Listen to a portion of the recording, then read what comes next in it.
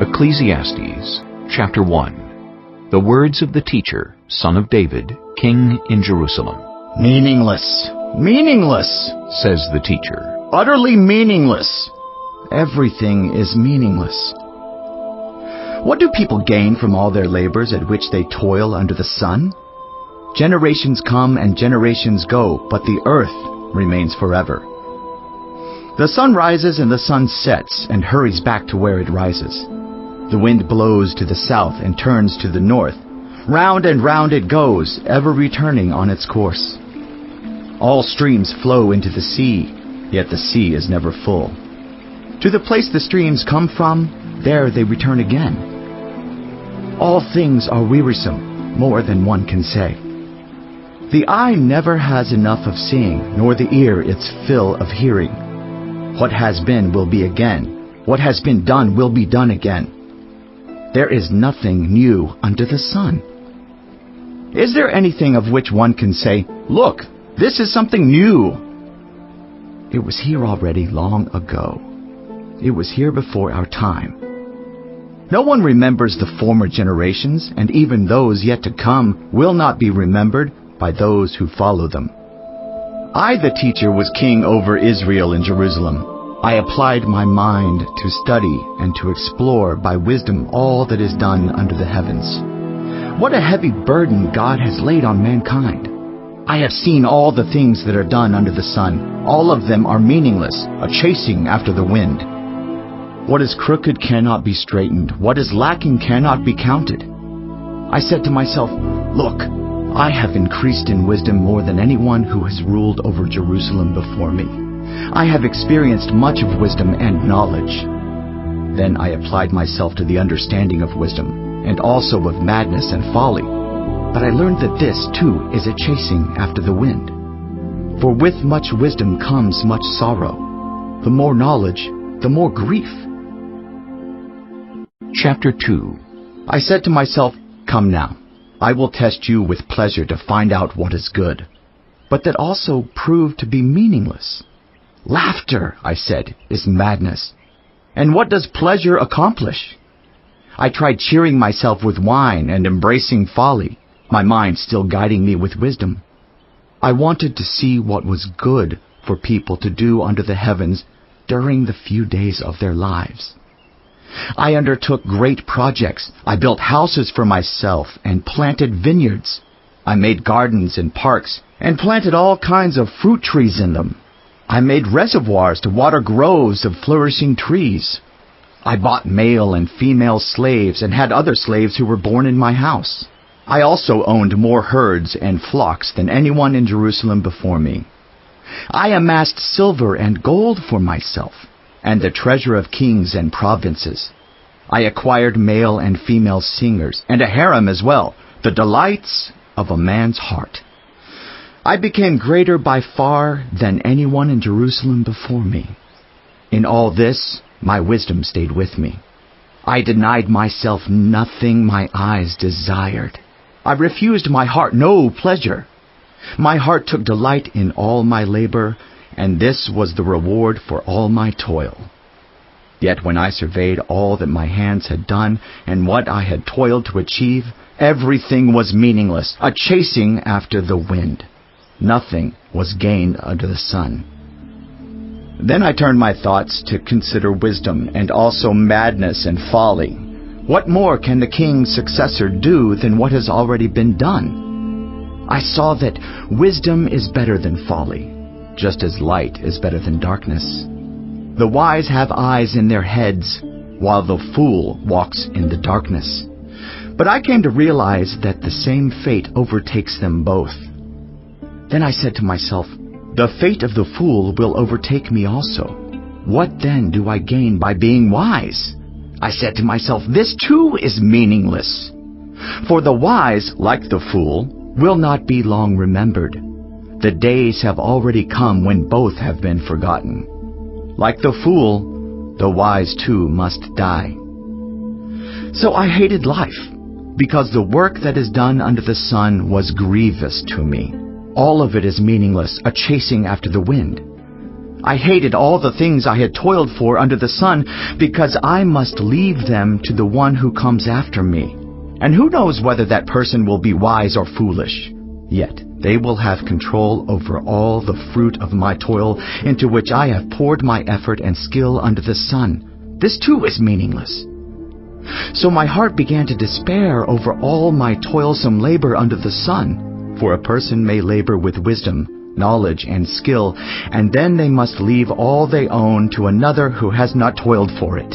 This too is meaningless and a great misfortune. What do people get for all the toil and anxious striving with which they labor under the sun? All their days their work is grief and pain. Even at night their minds do not rest. This too is meaningless. A person can do nothing better than to eat and drink and find satisfaction in their own toil. This too, I see, is from the hand of God. For without Him, who can eat or find enjoyment? To the person who pleases Him, God gives wisdom, knowledge, and happiness.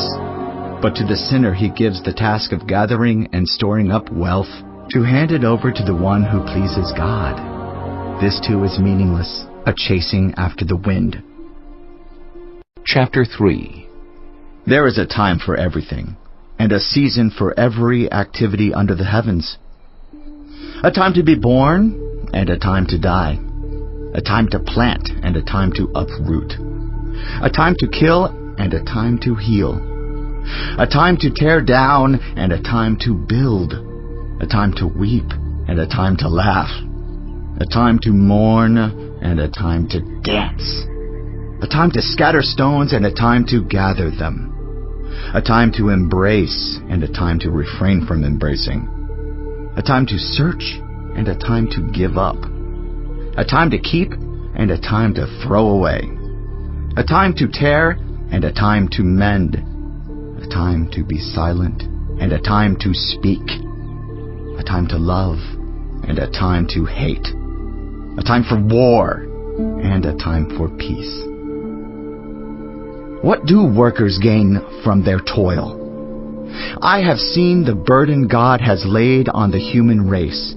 He has made everything beautiful in its time. He has also set eternity in the human heart. Yet no one can fathom what God has done from beginning to end. I know that there is nothing better for people than to be happy and to do good while they live, that each of them may eat and drink and find satisfaction in all their toil. This is the gift of God. I know that everything God does will endure forever. Nothing can be added to it and nothing taken from it. God does it so that people will fear Him. Whatever is has already been, and what will be has been before, and God will call the past to account. And I saw something else under the sun. In the place of judgment, wickedness was there. In the place of justice, wickedness was there.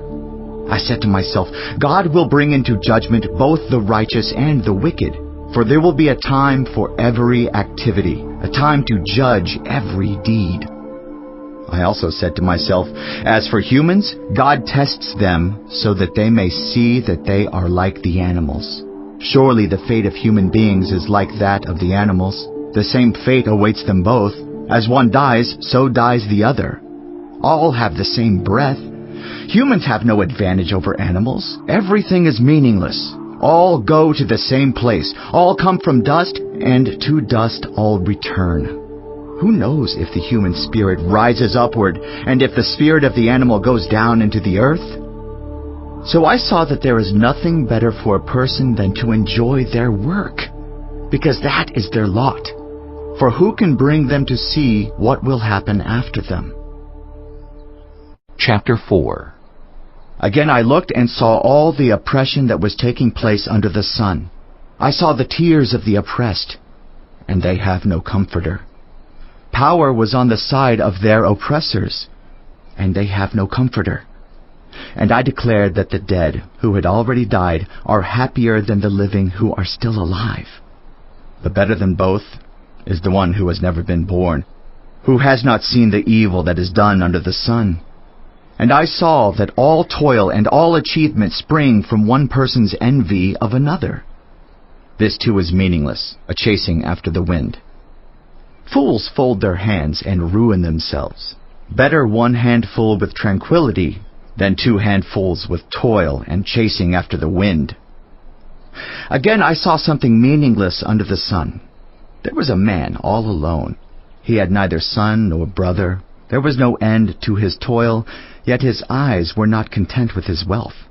For whom am I toiling, he asked, and why am I depriving myself of enjoyment?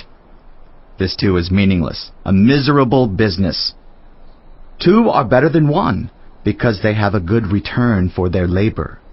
If either of them falls down, one can help the other up. But pity anyone who falls and has no one to help them up. Also, if 2 lie down together, they will keep warm. But how can one keep warm alone?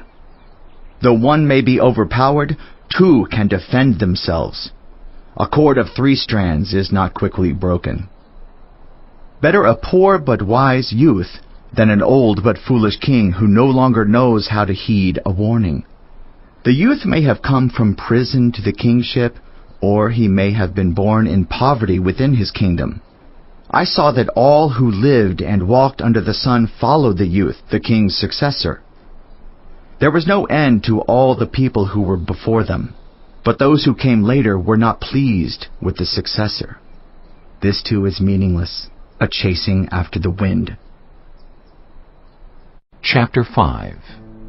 Guard your steps when you go to the house of God. Go near to listen rather than to offer the sacrifice of fools, who do not know that they do wrong. Do not be quick with your mouth. Do not be hasty in your heart to utter anything before God. God is in heaven, and you are on earth, so let your words be few. A dream comes when there are many cares, and many words mark the speech of a fool. When you make a vow to God, do not delay to fulfill it. He has no pleasure in fools. Fulfill your vow. It is better not to make a vow than to make one and not fulfill it. Do not let your mouth lead you into sin, and do not protest to the temple messenger, "My vow was a mistake." Why should God be angry at what you say and destroy the work of your hands? Much dreaming and many words are meaningless. Therefore fear God. If you see the poor oppressed in a district, and justice and rights denied, do not be surprised at such things. For one official is eyed by a higher one, and over them both are others higher still. The increase from the land is taken by all. The king himself profits from the fields. Whoever loves money never has enough. Whoever loves wealth is never satisfied with their income. This too is meaningless. As goods increase, so do those who consume them. And what benefit are they to the owners except to feast their eyes on them? The sleep of a laborer is sweet, whether they eat little or much. But as for the rich, their abundance permits them no sleep. I have seen a grievous evil under the sun. Wealth hoarded to the harm of its owners, or wealth lost through some misfortune, so that when they have children there is nothing left for them to inherit. Everyone comes naked from their mother's womb, and as everyone comes, so they depart. They take nothing from their toil that they can carry in their hands. This too is a grievous evil. As everyone comes, so they depart. And what do they gain since they toil for the wind? All their days they eat in darkness, with great frustration, affliction, and anger. This is what I have observed to be good, that it is appropriate for a person to eat, to drink, and to find satisfaction in their toilsome labor under the sun during the few days of life God has given them, for this is their lot. Moreover, when God gives someone wealth and possessions, and the ability to enjoy them, to accept their lot and be happy in their toil, this is a gift of God. They seldom reflect on the days of their life, because God keeps them occupied with gladness of heart. Chapter 6. I have seen another evil under the sun, and it weighs heavily on mankind. God gives some people wealth, possessions, and honor, so that they lack nothing their hearts desire, but God does not grant them the ability to enjoy them, and strangers enjoy them instead. This is meaningless, a grievous evil. A man may have 100 children and live many years, yet no matter how long he lives, if he cannot enjoy his prosperity and does not receive proper burial, I say that a stillborn child is better off than he. It comes without meaning, it departs in darkness, and in darkness its name is shrouded. Though it never saw the sun or knew anything, it has more rest than does that man. Even if he lives 1,000 years twice over, but fails to enjoy his prosperity. Do not all go to the same place? Everyone's toil is for their mouth, yet their appetite is never satisfied. What advantage have the wise over fools? What do the poor gain by knowing how to conduct themselves before others? Better what the eye sees than the roving of the appetite. This too is meaningless, a chasing after the wind. Whatever exists has already been named, and what humanity is has been known. No one can contend with someone who is stronger. The more the words, the less the meaning. And how does that profit anyone? For who knows what is good for a person in life during the few and meaningless days they pass through like a shadow? Who can tell them what will happen under the sun after they are gone? Chapter 7. A good name is better than fine perfume, and the day of death better than the day of birth. It is better to go to a house of mourning than to go to a house of feasting. For death is the destiny of everyone. The living should take this to heart. Frustration is better than laughter, because a sad face is good for the heart. The heart of the wise is in the house of mourning, but the heart of fools is in the house of pleasure. It is better to heed the rebuke of a wise person than to listen to the song of fools. Like the crackling of thorns under the pot, so is the laughter of fools. This too is meaningless. Extortion turns a wise person into a fool, and a bribe corrupts the heart. The end of a matter is better than its beginning, and patience is better than pride. Do not be quickly provoked in your spirit, for anger resides in the lap of fools. Do not say, "Why were the old days better than these?" For it is not wise to ask such questions. Wisdom, like an inheritance, is a good thing and benefits those who see the sun. Wisdom is a shelter, as money is a shelter. But the advantage of knowledge is this: wisdom preserves those who have it. Consider what God has done. Who can straighten what He has made crooked? When times are good, be happy. But when times are bad, consider this: God has made the one as well as the other. Therefore, no one can discover anything about their future. In this meaningless life of mine, I have seen both of these: the righteous perishing in their righteousness, and the wicked living long in their wickedness. Do not be over-righteous, neither be over-wise. Why destroy yourself? Do not be over-wicked, and do not be a fool. Why die before your time? It is good to grasp the one and not let go of the other. Whoever fears God will avoid all extremes. Wisdom makes one wise person more powerful than 10 rulers in a city. Indeed, there is no one on earth who is righteous, no one who does what is right and never sins. Do not pay attention to every word people say, or you may hear your servant cursing you. For you know in your heart that many times you yourself have cursed others. All this I tested by wisdom, and I said, I am determined to be wise. But this was beyond me. Whatever exists is far off and most profound. Who can discover it? So I turned my mind to understand, to investigate and to search out wisdom and the scheme of things, and to understand the stupidity of wickedness and the madness of folly. I find more bitter than death the woman who is a snare, whose heart is a trap, and whose hands are chains. The man who pleases God will escape her, but the sinner she will ensnare. Look, says the teacher, this is what I have discovered. Adding one thing to another, to discover the scheme of things, while I was still searching but not finding. I found one upright man among 1,000, but not one upright woman among them all. This only have I found: God created mankind upright, but they have gone in search of many schemes. Chapter 8. Who is like the wise? Who knows the explanation of things? A person's wisdom brightens their face and changes its hard appearance. Obey the king's command, I say, because you took an oath before God. Do not be in a hurry to leave the king's presence. Do not stand up for a bad cause, for he will do whatever he pleases. Since a king's word is supreme, who can say to him, "What are you doing?" Whoever obeys his command will come to no harm, and the wise heart will know the proper time and procedure. For there is a proper time and procedure for every matter, though a person may be weighed down by misery. Since no one knows the future, who can tell someone else what is to come? As no one has power over the wind to contain it, so no one has power over the time of their death. As no one is discharged in time of war, so wickedness will not release those who practice it.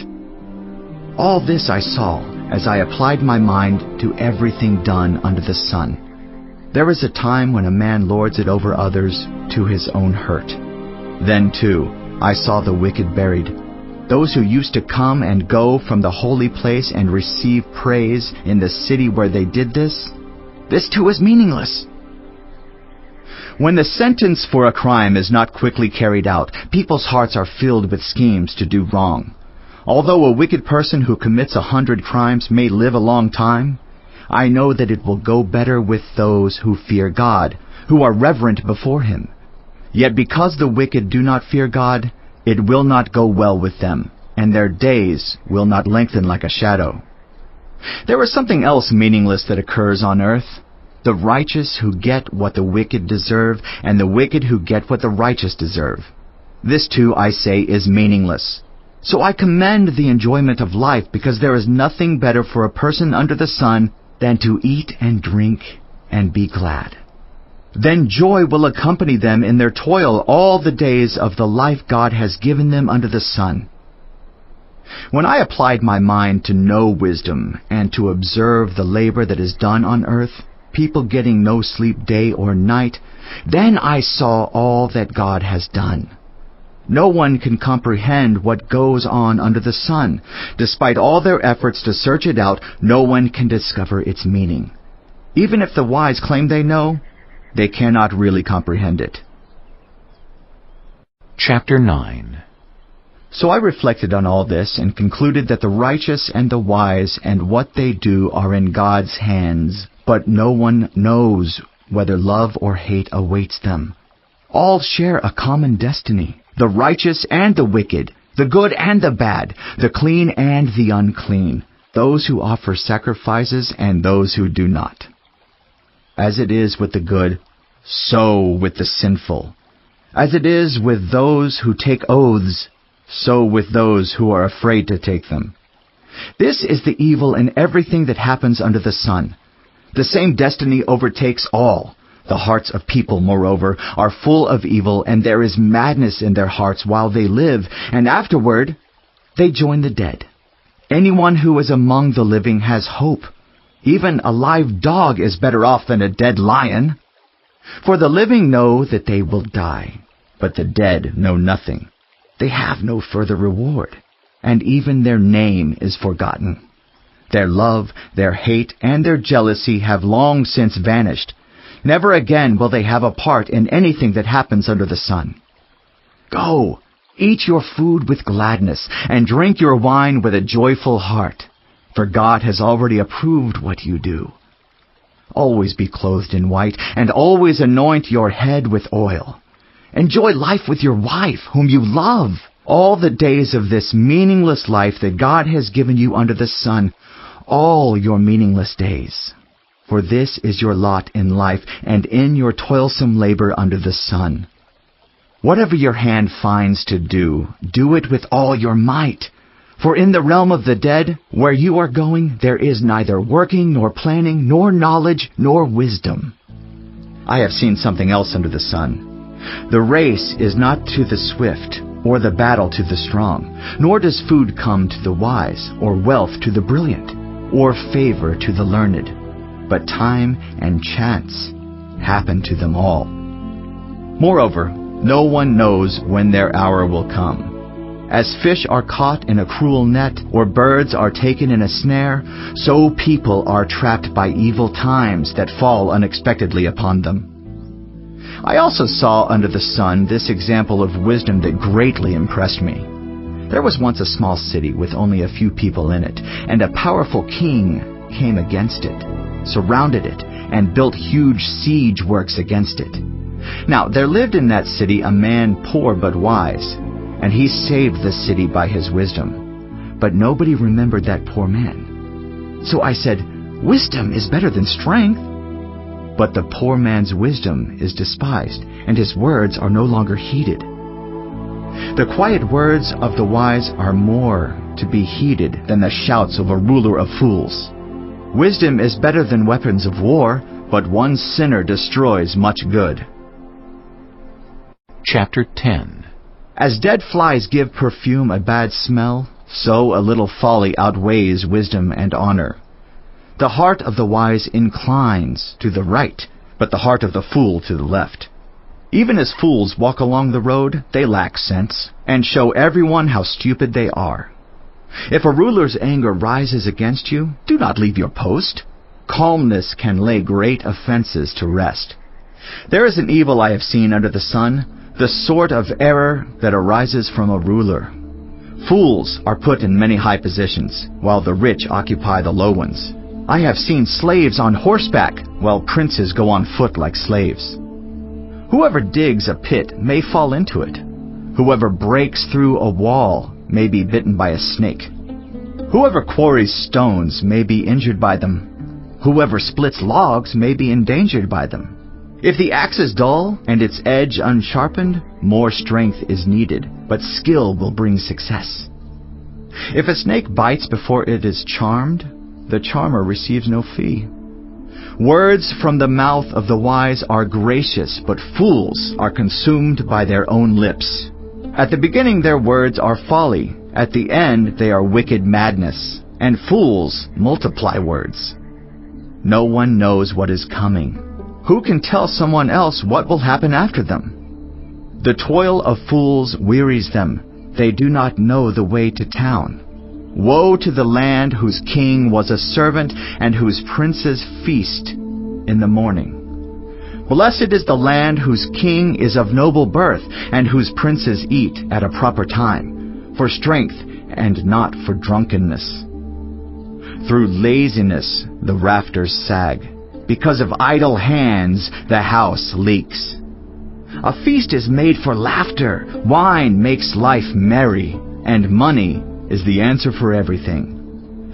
Do not revile the king even in your thoughts, or curse the rich in your bedroom, because a bird in the sky may carry your words, and a bird on the wing may report what you say. Chapter 11. Ship your grain across the sea.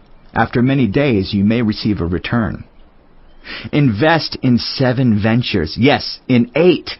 You do not know what disaster may come upon the land. If clouds are full of water, they pour rain on the earth. Whether a tree falls to the south or to the north, in the place where it falls, there it will lie.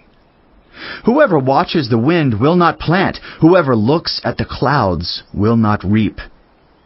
As you do not know the path of the wind, or how the body is formed in a mother's womb, so you cannot understand the work of God, the maker of all things.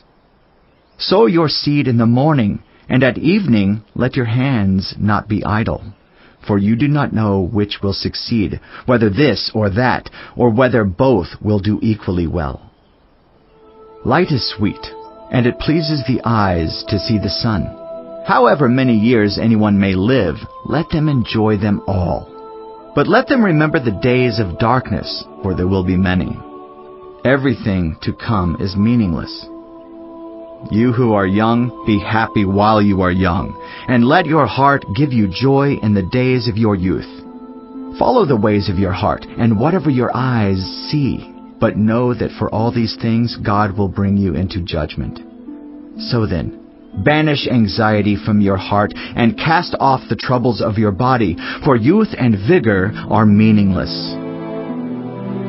Chapter 12. Remember your Creator in the days of your youth, before the days of trouble come and the years approach when you will say, I find no pleasure in them.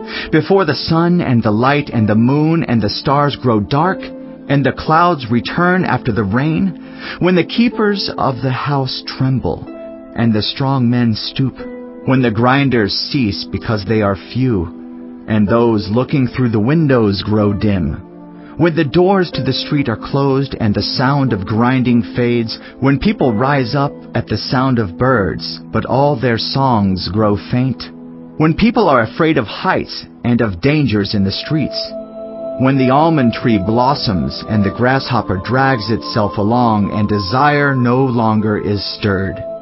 Then people go to their eternal home and mourners go about the streets. Remember him before the silver cord is severed and the golden bowl is broken, before the pitcher is shattered at the spring and the wheel broken at the well, and the dust returns to the ground it came from, and the spirit returns to God who gave it. Meaningless, meaningless, says the teacher. Everything is meaningless. Not only was the teacher wise, but he also imparted knowledge to the people. He pondered and searched out and set in order many proverbs.